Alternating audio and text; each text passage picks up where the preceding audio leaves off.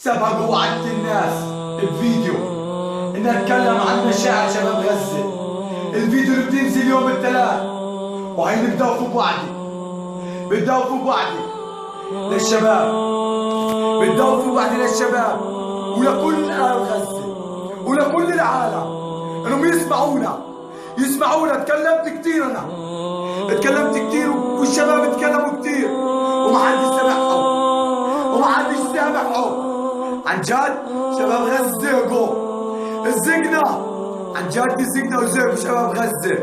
إسرائيلي حصرنا وعربي حصرنا. عن جد بكفي الشباب نسوا القضية ونسوا القدس الأبية. عن جد بكفي دمار للشباب، بكفي دمار لغزة. عن جد بكفي.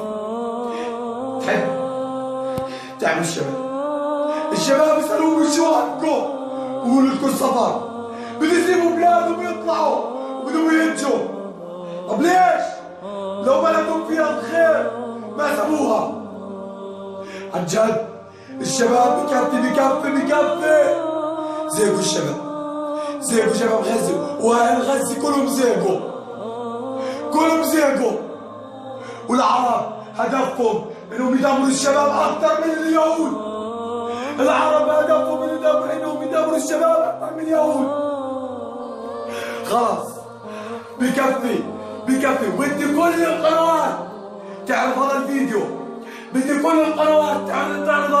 تعرف هذا الفيديو. عن جد كل قنوات فلسطين من رفح لراس الناقورة كلهم يعرفوا هذا الفيديو. عن جد بكفي.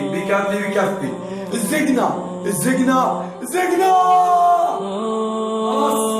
زيقوا الشباب